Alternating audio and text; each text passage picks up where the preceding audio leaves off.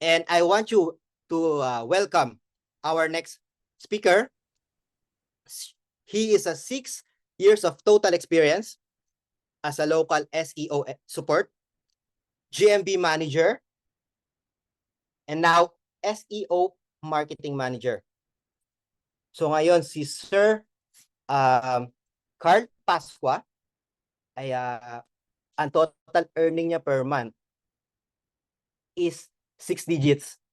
Kung gusto niyo malaman kung magkano 'yon, you can ask him personally, no? Ayoko i-disclose dito yung salary ni Sir, pero 6 digits. So ganun ka powerful, ganun ka ganda yung skills pag natutunan niyo yung SEO. So kung ano ba yung SEO, siya na yung mag-explain sa inyo, guys. So please welcome our next speaker. Please welcome Sir Carl Luis Pasqua. Sir Carl, are you ready?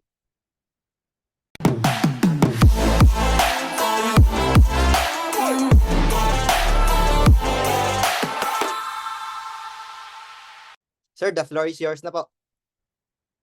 Hi everyone. So good morning. Okay, so search engine optimization. This is one of the job that is currently in demand sa Pinas dahil nasa US, and all of my clients are most likely sa US, sa UK, and also sa Australia. So maraming niche to. Depende na lang kung ano yung mapunta sa inyo. Pero the usual niche na ino-offer dito is like e-commerce, ganun. Meron din dumpster, garage door, meron din lawyers, also doctors, so ganun. Mga businesses sa US, sa UK, and different state. At meron din tayo dito sa Pinas na mga ginagawa ng SEO. So, let's start. So, ano nga bang SEO? What is SEO? So, di ko na babasahin yung mismong phrase. Gagawin ko na lang, i-simplify ko na lang lahat. So, SEO, siya yung technique na ginagamit to rank up yung mismong client's website, business profile. Meron din SEO sa YouTube, meron din SEO sa Facebook, something like that. So, ito yung technique na ginagamit ng mga professional na para iparang yung mismong mga websites, mga platforms ng clients. We're gonna replace the phone book.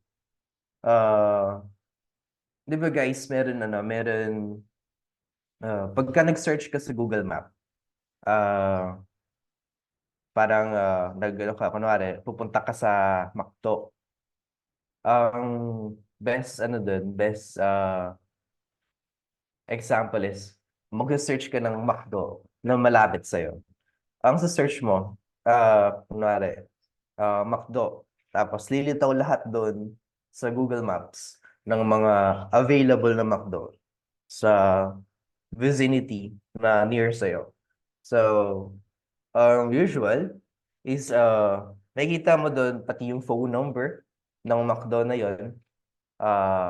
Minsan meron pang website yun eh. And usual, direction. Yun ang ginagamit nila para mapuntahan ang certain place na meron business profile.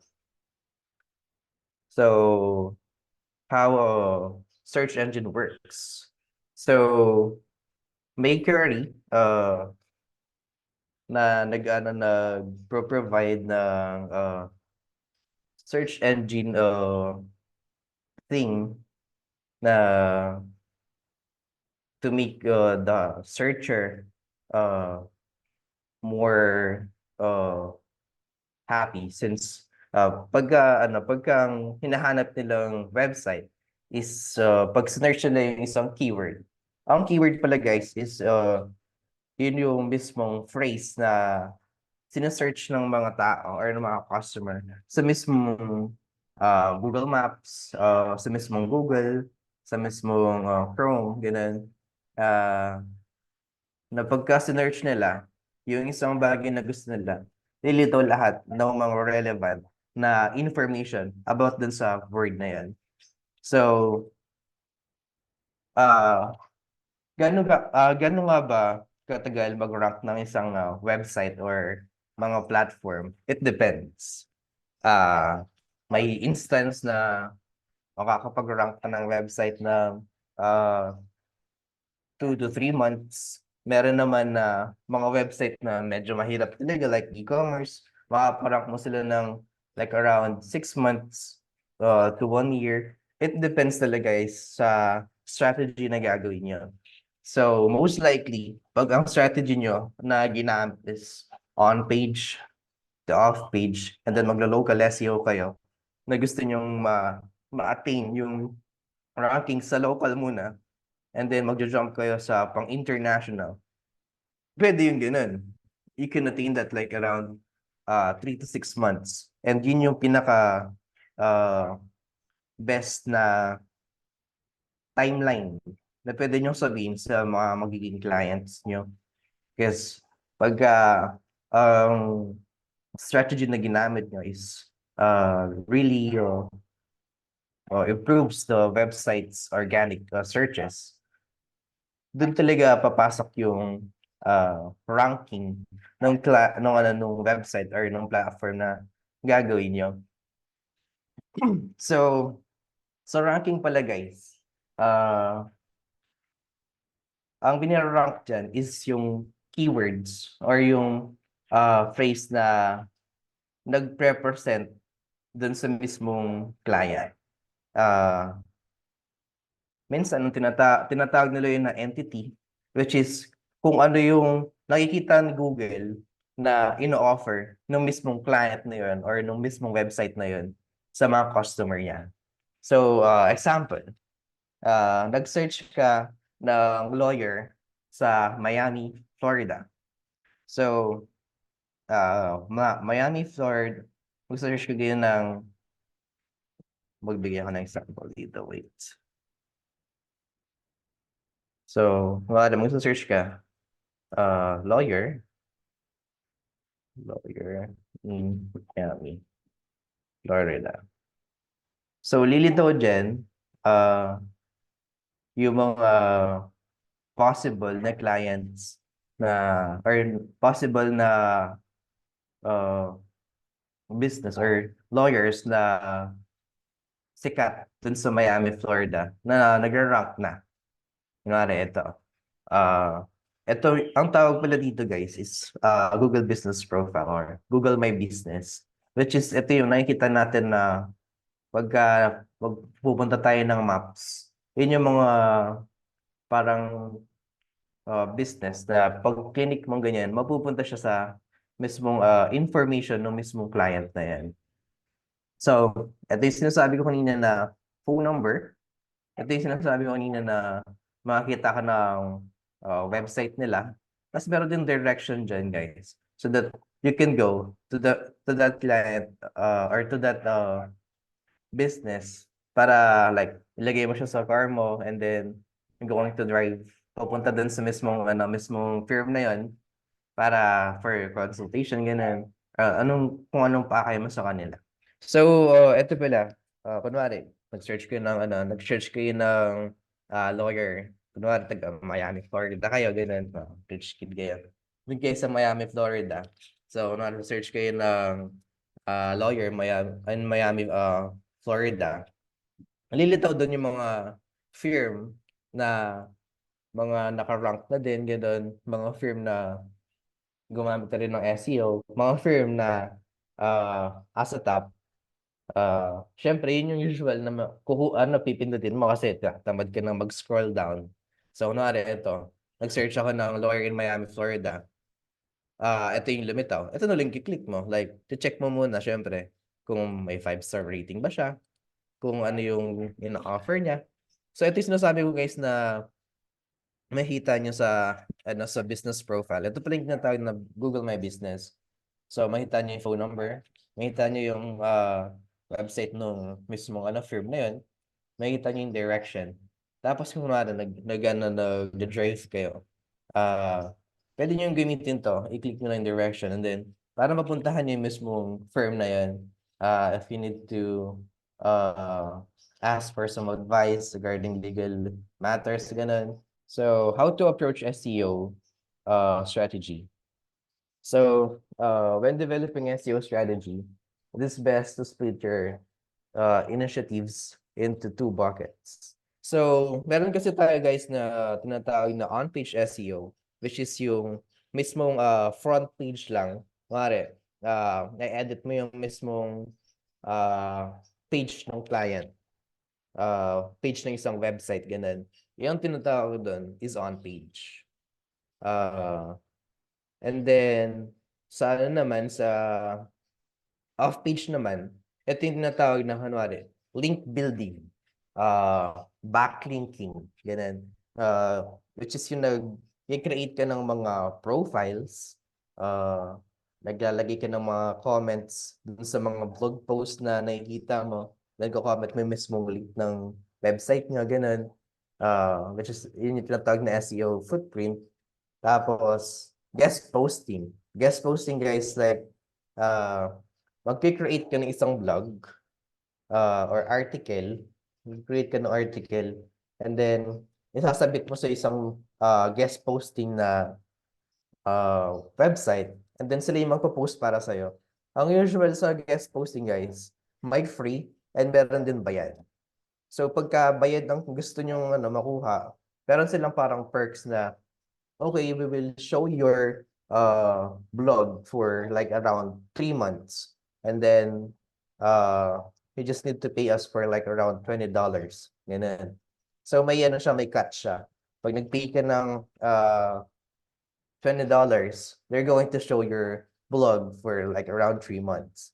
So more likely parang magkipag-negotiate ka dun sa mismong website na yun na gusto mo mag-post ng isang blog na patungkol dun sa product or service na ina-offer mo. And then, meron din naman na blog posting sites na hindi mo na kailangan magbayad para makapag-post ka ng mga blogs mo. Gaya ng blogger.com. Pwede kang mag-post ng mismong mo doon, mga blogs mo, and then i-link out, maglagay ka ng link papunta doon sa mismong website mo.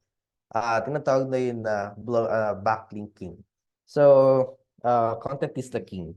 So guys, pag gagawa kayo ng website or mag-optimize kayo ng website, ang pinaka kailangan dyan is yung content na gagawin nyo is relevant. Ang content na gagawin nyo is patungkol talaga din sa mismong ino-offer na service or na products ng client. And then, hindi lang siya basta gagawa ka ng content, i-chat GPT mo na lang para mabilis. Kailangan mo pa din i-basahin kung yung content ba na gagawin mo is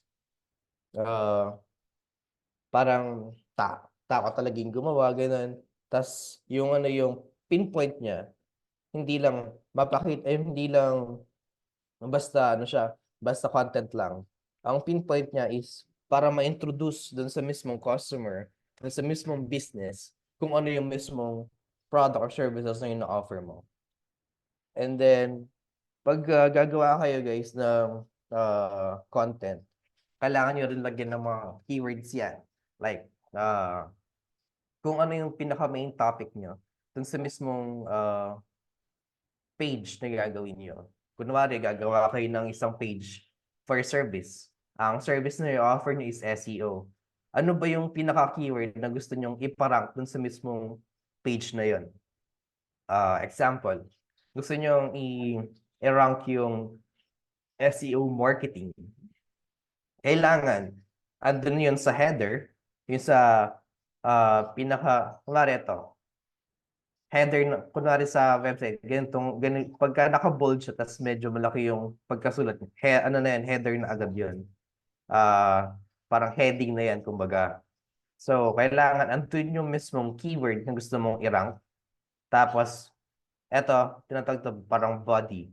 So, lalagay mo rin dyan yung mismong keyword na gusto mong i-rank para ma-recognize ni Google na, ito pala yung keyword na gusto niyang i-rank sa mismong website. Para pag yung mga customer or yung mga business na nagsa-search about sa business mo, makikita nila yung website mo gamit yung keyword na in-specify mo na gusto mong i-rank. Ganun. Meron din tayong example dyan na kunwari sa WordPress. WordPress, guys, pala, is one of the website na ginagamit or CRM na ginagamit para makapag-create ng isang website. So meron doon na plugin. Plugin, guys, specifically siya sa WordPress. Ito yung ginagamit na parang add-ons, kumbaga, ni WordPress para matulungan ka sa mga ginagawa mo sa mismong website sa loob ng WordPress. So meron doon na tinatawag na YAWS, SEO YAWS, together with RankMath, ganun, or AI SEO. Yun yung ginagamit na plugins, guys, para makapaglagay ka ng mga SEO, basic SEO na i-rank mo sa mismong website. So, next tayo. So, sa website content, ayun na yan. Copyright. Okay.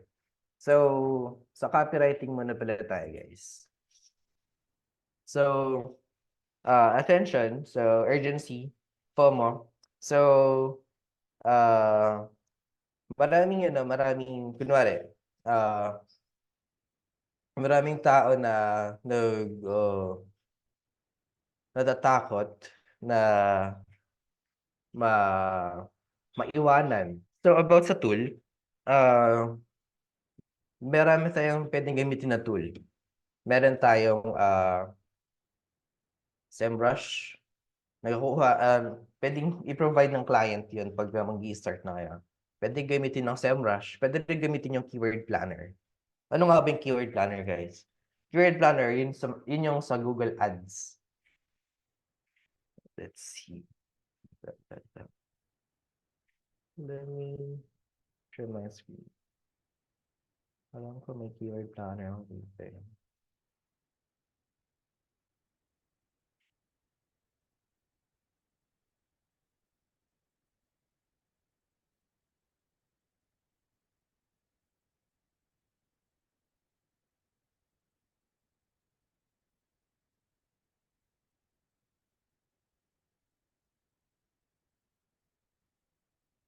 Pag wala, guys, mabilis lang to.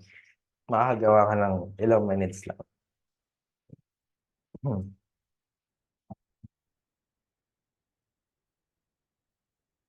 So, sa keyword planner pala, mabilis lang makakuha or makapag-search ng mga keywords na pwede mong gamitin. If wala ka pabili ng SEMrush, gano'n, pwede mo itong gamitin. Kunwari, ang hinahanap mong keyword is like around for a lawyer. Injury lawyer. Isa-search mo yan. Tapos, makakuha ka ng mga results na kung ano yung mga ay, hindi lang. Kunwari, ang gagamitin is McCarthy.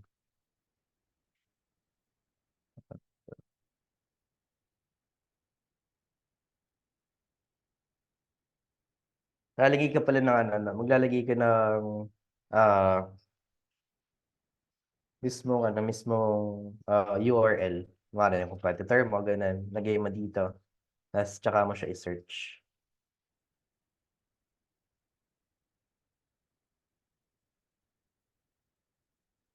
Tapos check ka if kung ano yung pwede niyang i-offer sa'yo na keyword na pwede mo magamit. Gaya nito. So, ito yung Google Ads sa Pinas. Dito makita yung dito makita yung kung saan place mo gustong i-target.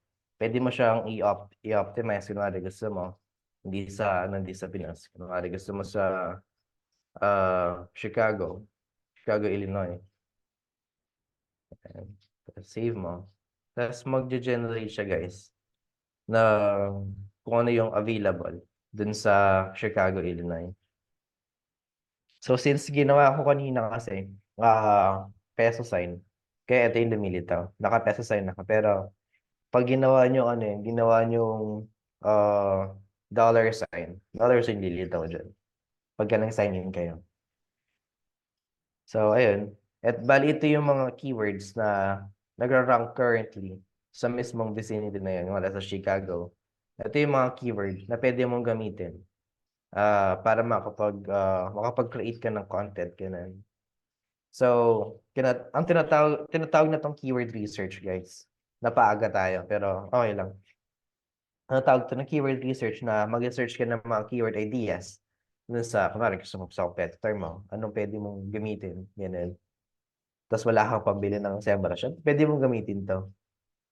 Mabilis lang naman siya mabilis naman makahanap dito ng mga ng mga keywords na pwede mong i-pair up dito sa mismo gagawin mong vlogs. Okay. So, let's continue. So, sa copywriting pala guys, back tayo sa copywriting. Ang pinaka key point ng copywriting is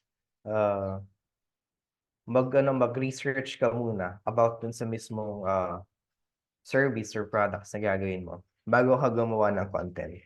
Kasi ang copywriting guys is parang more on research siya about dun sa keyword dun sa mismong product or services na i-offer mo. Tapos pwede kang mag create ng mismong content out of dun sa na-research mo. And then, aayusin mo lang yun. Maglalagay ka ng headings, gano'n. Tapos lalagay ka ng bullets. Yun yung pinakamaganda guys na pagkagagawa ka ng content na magagawa ka ng heading na patungkol sa mismong ina-offer mo na service. And then, bali parang ganito yung structure na ginagamit namin guys sa mga clients ko. So, headings, tapos maglagay kami ng question, answer, question, another answer. And then yung body ng mismong content na ginagawa mo. And then after ng body, meron dun sa baba na kunwari gagawa ka kailangan mo na ng supporting question and answer, ganun. Maglalagay ka ulit doon. And then sa pinakababa niya guys, gagawa ka ng parang conclusion ba? Kung ano yung mga key point na pwede mong banggitin doon. Tapos, ang pinaka-importante is call to action. Nilalagay ka ng call to action like, get coded now for a free visit on your office, parang ganun. Parang maglalagay ka ba ng parang phrase dun sa pinakababa ng mismong vlogs mo or ng content mo para mahikayat sila na tangkilikin yung mismong service mo or mismong product na ino-offer mo. Ganun. And then, so sa copywriting pala guys, more on storytelling siya. Yan ang sinabi ko kanina. Andun yung mga address, andun yung mga pain points mo. Tapos, mga parang may mga message ka na magbe-break nung mismong question na meron yung mga customer business na meron ka. Ganun. So, ang isang strategy pala na ginagamit ko, personally, parang isa-sell mo yung mga benefits, not yung feature, yung benefits na makukuha nila pagka kilik nila yung mismong product mo or yung mismong service na i-offer mo. Like, kunwari, cleaning ang ino-offer mo, cleaning services. Ano ba yung mga benefits na makukuha nila? Kunwari, for example, mag-search sila sa Google. Ano kaya yung magandang or yung mga benefits na makukuha nila sa mismong pagka nagpalinis sila, ganun. So, ilalagay mo lang doon na pagka nagpalinis sila, magiging dust-free yung mismong office nila, ganun. Um, yung mga may allergic rhinitis, ganun, maiiwasan nilang magkaroon ng runny nose dahil dun sa mismong dust na andun sa mismong office nila. So, parang magbibigay ka lang ng benefits na ayaw magbigay ito sa mismong customer, doon sa business na makakita ng content mo, ganun. So, pagka sa copywriting, guys, since more on research siya, meron din silang ginagawa na, or meron din silang nilalagay na call to action. Minsan may button silang nilalagay. Ito yung sinasabi ko kanina na call to action. Minsan may nilalagay sila na call to action na call us now. Ganun. Or contact us for free quotation. Doon sa pinakababa ng mismong content nila, or minsan ano lang yun eh. Yung call to action na ginagawa nila, mismong words lang. Kinalagay na lang nila yun sa pinakababa. Minsan din naman nilalagay nila sa pinakataas. Para makuha nila yung mismo ng client. Magbigay tayong example para makita niyo. So ito guys, ang tawag dito, call to action na to. Kunwari, get your free quotation. Kasi meron to. Ito lang to. Call to action din to. Pwede siyang button na pwede niyang i-direct yung mismong business or yung customer dun sa mismong page na pwede silang kontakin, ganun, para makapag-book sila ng mismong service ng client. Ito, pag pinindot mo to, lalagyan mo yung phone number mo, tas may mapupunta sa email nila yan, guys, and then may magre-respond sa inyo via email. Ganun siya. Yun yung example ng call to action. Tapos sa URL structure pala, guys. Ang pinaka ginagamit talaga. Ito ang URL structure. Pakita ko din para may kayo. Meron kayong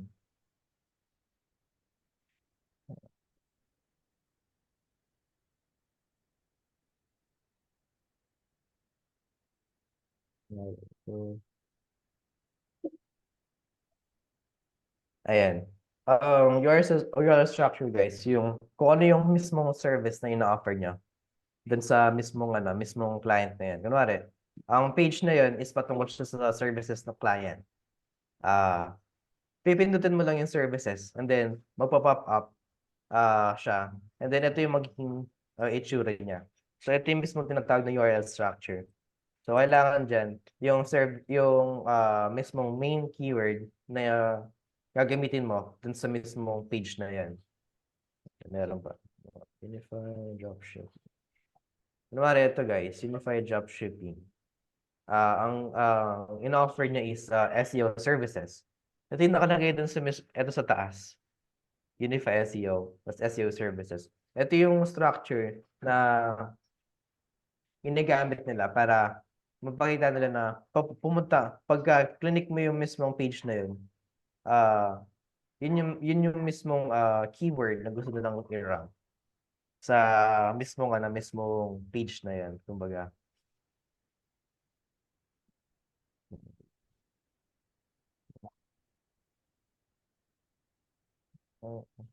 Structure. So, images pala, guys. Meron tayong tinatawag na alt text. Na kunwari, mabagal yung connection mo, ganun. Yun yung lilitaw na or magpa-pop up kung ano yung kung ano yung ah, kung ano yung description ng mismong image na yun. Example, para meron kayong example. Meron tayo ng image.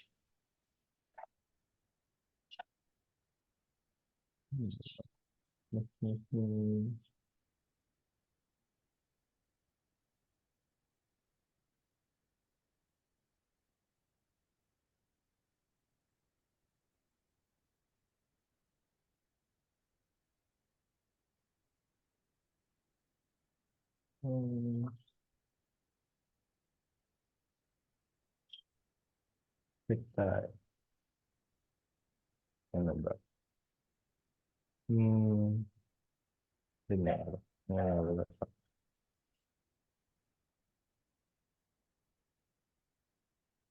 So, para pala mag-check ng alt text, guys, ganito lang ngayon. Mag-right click ka lang. Kunwari, ito. Inspect. Right click, tas inspect. So, dyan yung makikita kung may alt text ba yung mismong, mismong image niya o wala. Pagka walang nakalagay na alt text, ibig sabihin yung image na yun, wala pa siyang alt text. Hindi pa siya hindi pa siya naka-optimize, Sige na, kumbaga. sige na, sige na, mamaya na. Linisin niyo muna yan.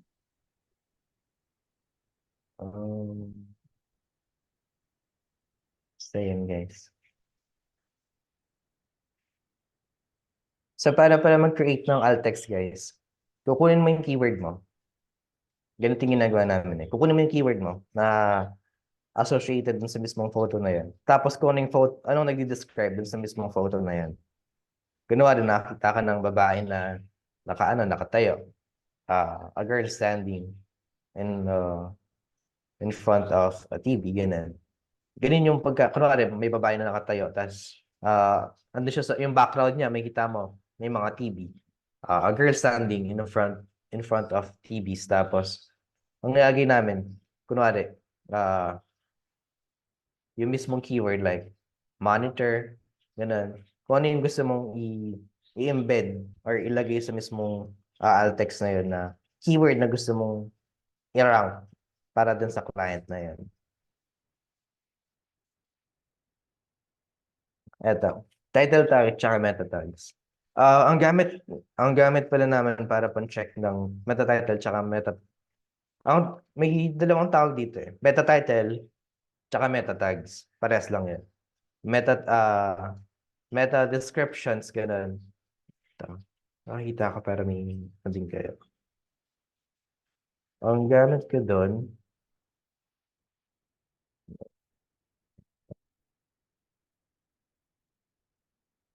ang gamit ko pala dito is Mozbar. Para makita mo yung mismong site niya. Wait lang. Sign in lang ako. Pwede kayo mag-create ng ganito, guys. Free lang to. Pwede nyo lagay sa Google extension nyo. Mozbar. So, pagka may Mozbar ka, guys, pwede mo ma-check dyan kung ano yung current na meta title ng client. Ang tawag dito, meta title. Yun yung makikita nyo. Magbigay pa ako ng isang tool. Spatibo. Ito gamit ko to sa pan-check ng mga, kung ilan yung characters na, ayan. Kunwari ito, guys. Ito yung meta title niya. Ito yung title or title tag niya. Pwede mo lagay dito para ma-check kung ilan yung characters na meron yung mismong title tag na yan. Kasi ito naman yung meta description niya. Hindi makikita mo sa Google sa parang baba. Sa finger structure. Ito yung makikita mo na ganito, guys. Kunwari, domain niya, which is ito, narrow. Tapos ang magiging itsura niya yan, guys, is yung eto, parang ganyan. Pagka nag-search ka sa website, kasi ito, makikita kang ganito, together with dito. Ang tawag dito, guys, is meta title. Ang tawag naman dito is meta description. So, ano ba, nag-search ka, cleaning service.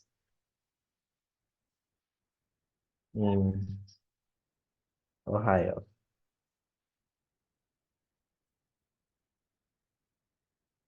Eto, meta title na yan. Meta title. Ito naman, meta description na to.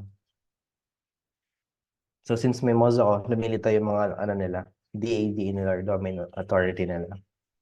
Domain authority, magagamit nyo yun, guys, pagka mag-link building kayo.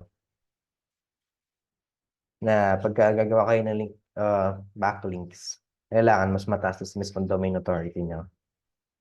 Para hindi siya maging spam. Kumaga. Okay, let's go back to slide.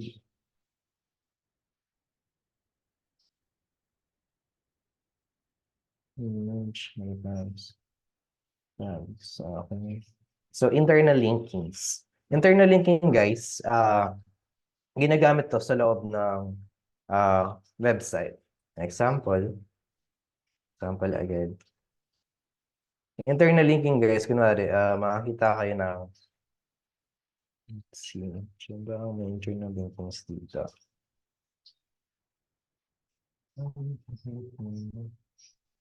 Wala pa internal linkings to. Tayo sa currently. Kaya, yun lang. Sample ng website. Okay. Basta. Kunwari, so, TriStar. TriStar. Ano ba siya? Kunwari, guys, ito.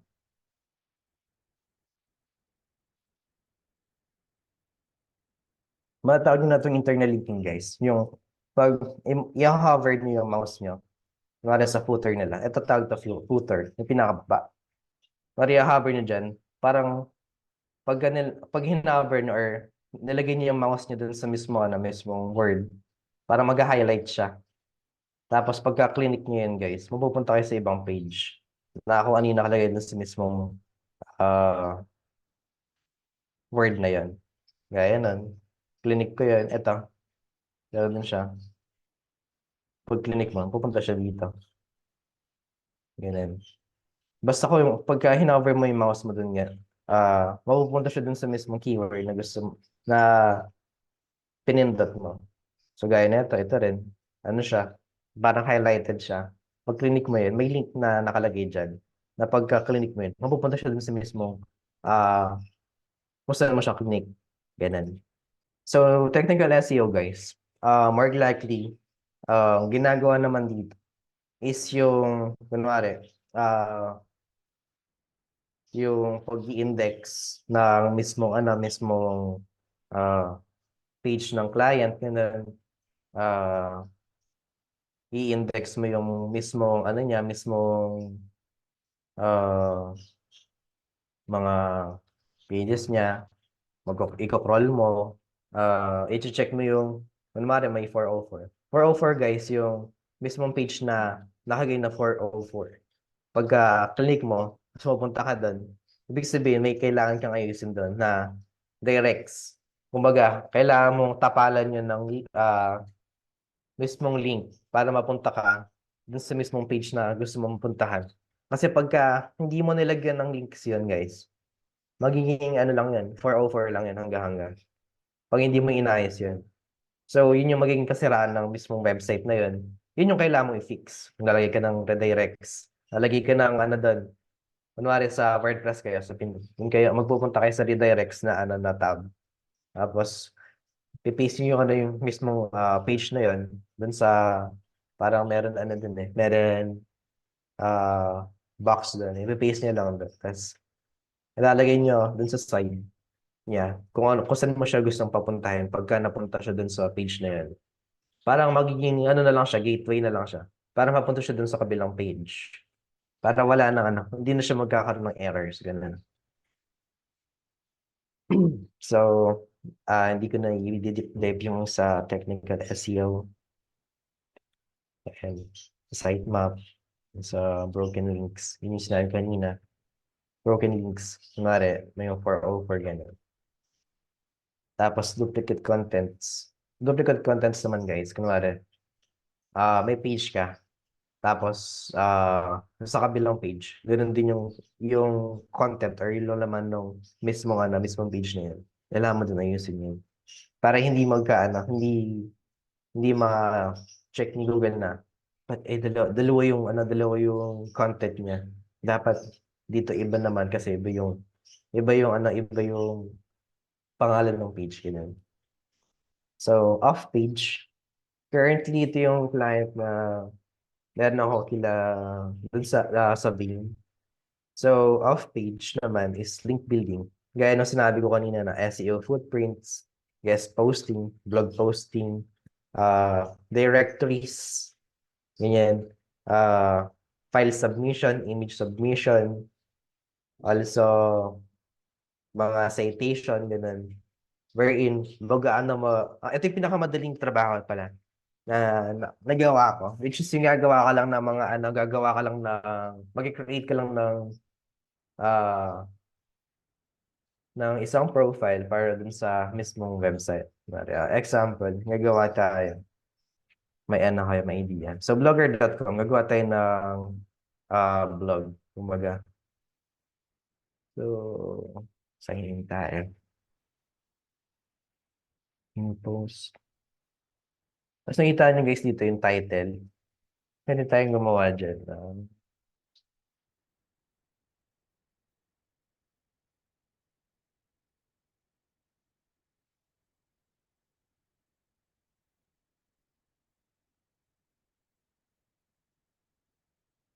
Lalagay nyo yung mismong title na navigate nyo. Tapos yung content niya sa baba. Tanggalin nyo yung H1. Ayan. Parang ito lang papalitawin nyo.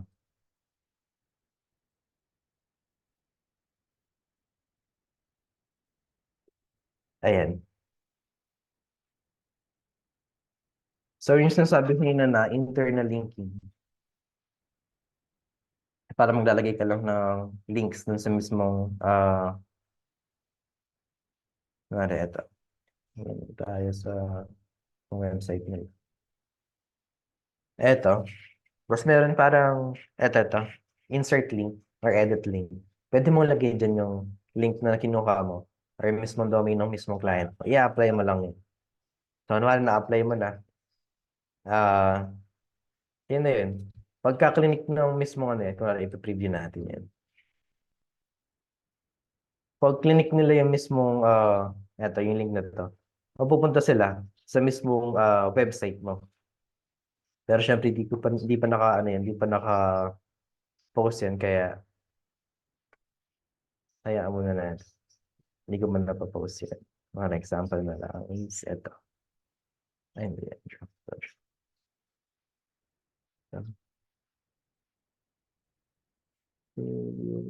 Post.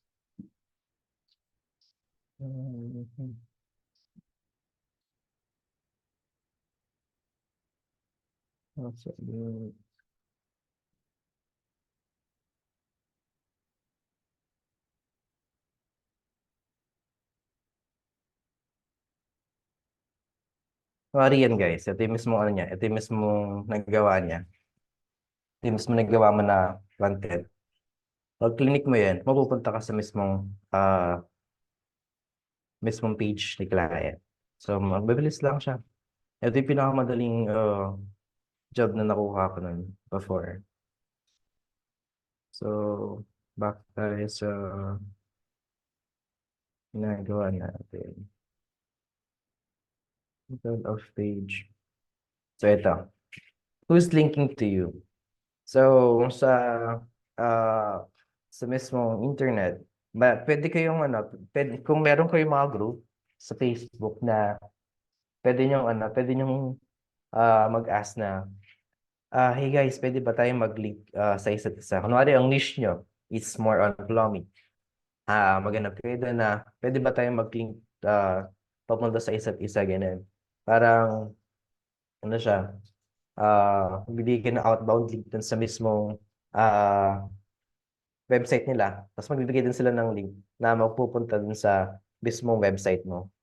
Parang win-win situation siya na ilalagay lang nila yung link mo dun sa website nila. Ilalagay mo yung link nila sa mismong website mo. Para pagka napunta dun sa article na yun, pwede silang mapunta dun sa mismong website niya. Pwede siya mapunta sa kabilang website. Parang ganun siya. Mag-link, mag-internal, mag-outbound link kayo sa isa't isa.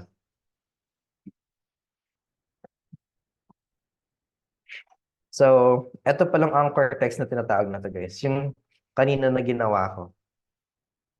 na yung kinilik ko na word kanina na unified dropshipping, yun yung mismong yun yung mismong ano niya, anchor text niya. Which is yun yung text na pag click mo, papupunta siya doon sa ibang website. Ganun. So, yung iba naman, ginagawa naman nila na may mga website pala na ganito or mga link na pag nag-create ka ng isang content doon sa mismong website na yan, parang iba pa post niya sa mismong Facebook mo, ganun. Sa Twitter, ganun. Iba post niya doon. Tapos mapupunta siya, pagka pinost mo doon, syempre, makakuha siya ng mga views. Pwede siya mag-direct doon sa mismong website mo. Strategy din yun eh. Okay. So, marami pala akong nakita na comments here. So, saan ba? Yung SEO naman, organic keywords lang siya. Pagka sinabi mo namang SEM, may kasamang ads yun. Sa SEMrush naman, may free SEMrush, kaso limited lang. Ang keyword planner, free siya. Pero sa SEMrush, kung gusto niyo magamit yung full potential niya, gaya na makakuha kayo ng mga keywords sa mga sa mga competitors, kailangan niyo ng subscription. Actually ako more on SEMrush ako eh. When it comes sa rankings din. Pero pwede mo rin siyang check via ganito lang siya. Kunwari, ang search mo, ang keyword na hinahanap mo is commercial. Cleaning. Mandeville. Yan. Kung ano yung, dito ko mag-start magbilang. Bibilang ka talaga. Manual, nga lang. So, 1, 2, 3, 4, 5. Every meron siyang ganito. Parang 3 dot. Isang bilang yun. Tapos every makasampu ka. Kada 10, siya, bilang siya as, na siya, first page siya. Kunwari ito. Ito yung pang first page. Ito yung pangalawa, ito yung pangatlo, ito yung pang-apat. Ganun siya. So, kung ano yung pinaka-una dun sa first 10 na count, yun yung first page. Yun yung ibibilang. Pababa nun, basta ang count mo is 10, 10, 10, 10 per page. Ganun siya. So, balik tayo. Meron ko nakitang question dito. Yan.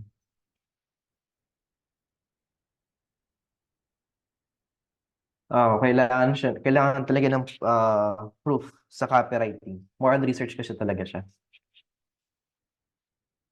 Tapos sa post, depende naman sa budget ng client mo. Actually, sa amin, ang pinapost namin is 3 times a week. Ganun siya. Yun yung naka-allocate na budget ni client. 3 times a week lang siya. Pero pwede mo naman siyang gawin na 5 times a week. Ganun.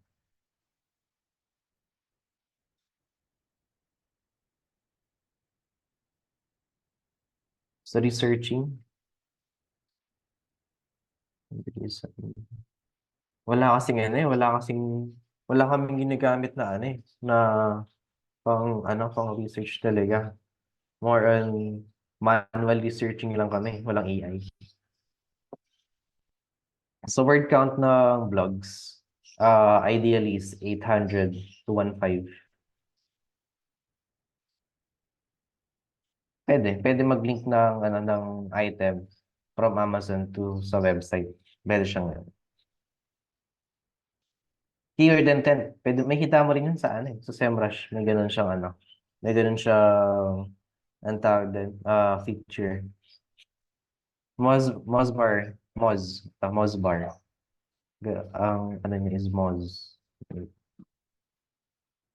Hyperlink, internal linking. Parehas lang yun. Mozbar. Ito siya. Mozbar. Tapos, extension ng search nyo. Ito, Mozbar. Ito pangalawa. Kailangan extension para mabilis lang. Sa tas patibo. Hindi niyo makita kung ano yung maging itsura niya pag nilagay niyo yung meta title at meta description. Ito naman, 145 to, ito is 45 to 60 characters sa meta title. Sa meta description naman is 145 to 160. Depende sa gamit yung tool, if JAWS siya or rank math. Kasi sila. Parang i-base mo na lang dun sa pagka ng screenshot, ganun. Pero depende. Ang ginagawa ko sa meta title, ang strategy ko is, ang usual is keyword plus yung name ng mismong client. Yan. Business name niya. O kaya, service plus yung name ng client. Ganun. Ganun yung normal na ginagawa. Iba pa yung in-depth. Sa aning in-depth. Okay. Back tayo sa mismong ano. So here, long-tail keyword. Makikita, pagka nag-search ka, ito, long-tail keyword dyan, yung may ginamit ako modifier. Ayun lang. Search, ito. Long-tail keyword na to, kumbaga. May ginamit ako modifier para ma-specify kung saan lugar siya. Ganun. Kunwari, Ohio, ayan, or Illinois. Ayan. Ito, long-tail keyword na to. Pwede mo siyang magamit. Pang local SEO siya, kumbaga. Kasi sa local, lagi yung makikita sa local SEO, yung mismong geographical location, yung mismong kung saan mo siya gustong iparang. Kunwari sa state niya, dun sa town niya, ganun. Pwede mo lagay yan. Tapos, para doon siya magra-rank dun sa mismong location na yan. Analytics. GE4 na ngayon eh. So, sa GE4 naman, ito mo measure naman yung kunwari naka-e-commerce ka. Makita mo dun yung mga kung ilang oras sila nag-stay dun sa page na yun, ganun. Actually, wala akong analytics ngayon dito. Pero, dun sa kabilang PC na yan. Makikita mo dun sa analytics yung mga reports. Yun yung ginagamit namin pang generate ng reports para sa mga client. Analytics. Bilis lang din yan. So, keyword research tools. Yun nga yung ginamit ko, yung kanina yung SEMrush, together with keyword planner. Pagka wala kang pera, keyword planner ka muna. If meron kang budget, SEMrush. Pwede na yan. Meron din kami ginamit nun SE ranking. Ganun. Depende sa client mo kung anong gusto niyang gamitin for keyword research tool. Pero pagka wala kang budget, keyword planner ka na lang muna. So, sa competition naman, makita mo yan. Makita rin sa sa SEMrush. Ang SEMrush ko.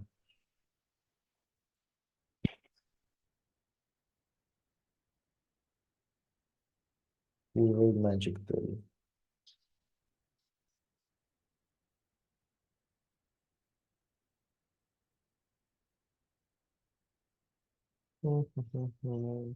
Medyo mabagal. Okay. Dito pala, pagka keyword research magic tool, keyword magic tool kaya, ito yung specify kung saan, saan country. Mali, country niya is US. Sa mga master sa Australia to. Cleaning service. Ito, cleaning services. Search mo lang dyan. Tapos lilitaw dyan yung mga mashup keywords na pwede nyo magamit. Mga long-tail keywords. Makita nyo rin dyan. Tapos makita nyo rin yung KD. Ito yung KD na to, ito yung competitors mo. So, ideal dyan is color green. So, pag eto, yan. Mabilis ka makapag-rank gamit tong mga keywords na to. Pero pagka 60 above or like around 50 above, medyo mahirapan ka na. Kailangan mo na ng mga magti-tweak ng mga keywords. Mari, pagkasamay mo yung dalawang keywords sa isa. Parang ganun. Sa in-depth na rin yun eh. More likely parang tawag na mashup keyword.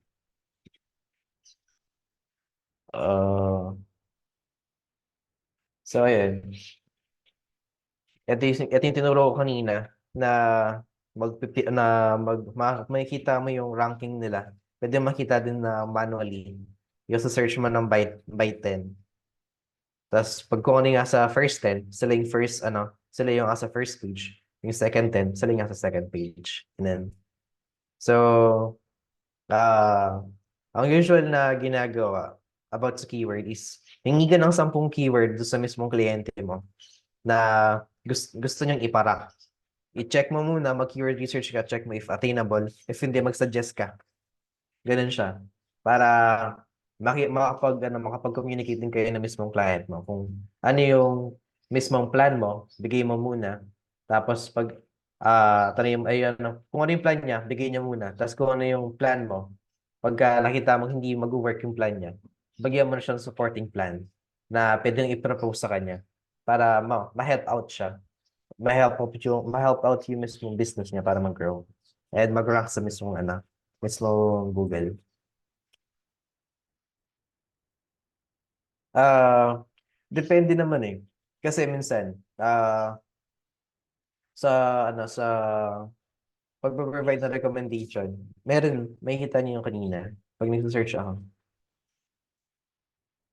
Ayan. Kung ano yung lilitaw dito, pwede niyo gamitin din yan as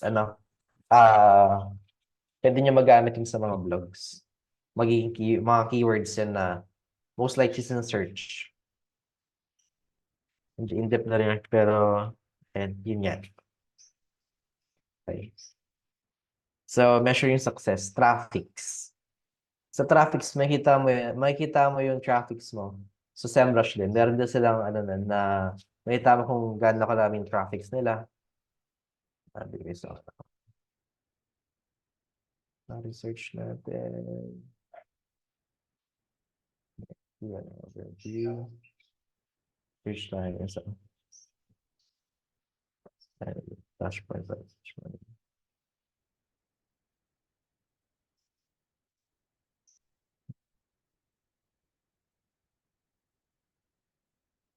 Yung sa dropshipping.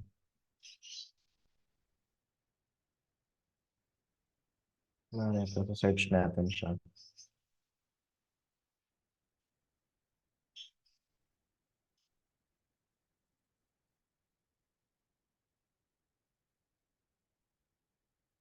So, dito makikita yung mga traffics nila. Kung sa SEMrush ka. Sa free, makikita mo rin naman ito.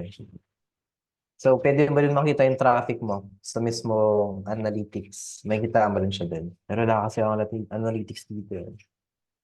Pero doon mo siya makikita. Yan ito.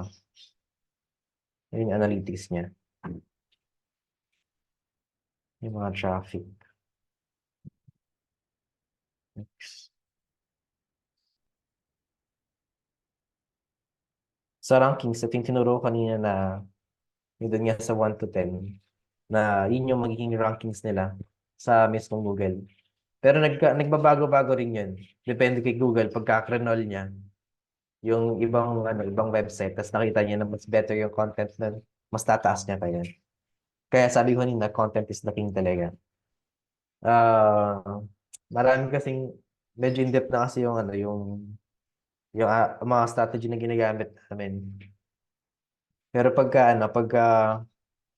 meron kang keyword na gustong i-rank, basta tapatan mo lang yung competitor mo ng mas magandang content, tapos mas informative na content. Mas kukunin ni Google yun. Tapos sa keyword naman, ang kunin mong keyword, yung madali lang iparang.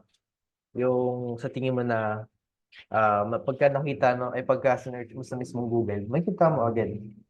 Huwag mo nang pakahirap yung keyword mo. Kasi pag pinakahirap mo yung keyword mo, hindi naman searchable, wala din. Inbound and outbound links. Inbound links yung sa mismong internal linking sa mismong website. Yung sinasabi nga kanina na hyperlink. Naka-hyperlink siya. Tapos papunta rin siya sa mismong website. Yun yung tinatawag na inbound links. Pero outbound links or backlinks, yung ginawa ko kanina na gumawa ko sa blogger.com. Tapos naglagay ako ng internal linking doon. Naglagay ako ng link doon na papunta dun sa mismong website ng client. So, uh, now what build your website? Ganito yan. Ang pinakauna sa lahat, bago ako gagawa ng website, kailangan mo talaga keyword. Ano ba yung keyword na gusto mong targetin sa mismong website mo? Ano ba yung keyword na gusto mong i-rank? Na pag search ka ng mismong mga customer mo or mga business, lilitaw ka. Ganun siya. So, keyword ang pinakauna sa lahat. Kasi pag wala kang keyword, paano ka nila search? Inayos mo na inayos yung design mo, inayos mo yung mismong front page mo, inayos mo yung mismong content mo, pero wala ka namang keyword na nakalagay, wala ka namang keyword na tinarget, wala din. Hindi siya magra-rank. Tapos ito, build keyword focus page. Meron sa WordPress na nakalagay doon is focus keyword. Kunwari, meron kayong, nasa WordPress kayo, pupunta kayo sa mismong page na yun, mag-edit kayo doon. Meron doon nakalagay na focus keyword. Doon nyo lagay yung mismong pinaka-focus na keyword na gusto nyong i-rank doon sa mismong page na yun. Kailangan, pagka nilagay mo yung focus keyword na yun, makikita mo yung focus keyword na yun, both sa meta title, meta description, tsaka sa mismong content niyan. Tinatawag naman yun na keyword density. So, maglalagay ka na focus keyword mo sa both meta title, meta description, tsaka sa content. Ganun lang siya. Set up a blog. Sa blog naman, gaya ng sinabi ko kanina, 800 to 1,500 characters or word count. 800 to 1,500 word count ang kailangan mo para sabihin na maganda yung mismong content mo. Pero paggawa naman ng blog, kailangan naman informative. Like yung sinabi ko nila na construct na question, answer. Yung content, tapos question and answer. Tapos call to action sa baba. Ganun yung gawin mo, ganun yung parang structure ba para makapag-create ng blog. And really helpful yun para sa sa mismong client nyo pagka nagka-create kayo ng ganun na blog. Tapos, pag pala mag-create kayo ng blog or mag-set up kayo ng blog, dapat yung audience nyo alam nyo rin. Alam nyo rin kung ano yung target yung market. Kasi yung iba, basta gumagawa lang ng content pero yung audience nila or yung target market nila, hindi nila na-attain. Kunwari business ang target market nyo, tapos sasabihin din sa mismo content yung customer. Hindi siya hindi siya magpa-par up dun sa mismong content nyo. So, kailangan talaga fully proofread yung whole blog nyo na naka-specify doon kung ano yung mga benefits niya na pwede niyang i-offer doon sa mismong keyword na kinuha niya as the title. So sa link building plan, depende naman kung ano yung budget ni client. If ang budget niya is kailangan mo makaatin ng 20 backlinks sa whole shift mo, kailangan mong gawin yun. Pero depende yun dun sa mismong strategy mo. Ako kasi, ang ginagawa naman namin, since yung client ko, ang sabi lang niya is 9 backlinks per day. Kasi parang part-time lang yun. 9 backlinks per day. Minsan dinadagdagan ko na. Pinapasobrahan ko kumbaga. Para makita nila na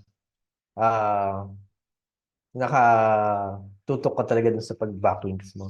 Minsan mahirap siya pagka wala kang links, pero pagka may links ka, mabilis na lang yan. Mag-search ka pala ng list, pwede ka kumuha sa mga competitor mo. Mag-check ka sa SEMrush, gano'n. Kunin mo yung mga backlinks ng competitors mo, gano'n, na mas higher dun sa domain authority mo. Pagka yun yung ginawa mo, goods yung makukuha mo na. Pagka nag-create ka na hindi siya spammy. Kasi pagka mas mababa dun sa mismong domain authority mo, magiging ano din, magiging toxic backlink siya. Kailangan pa mag-disavow or magtanggal ng backlink sa mismong site mo. So, ayan.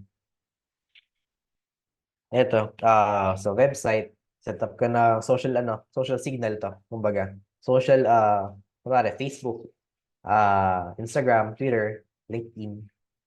Tapos, pwede ka rin mag-upload ng video advertisement sa mismong social media platforms or YouTube, ganun.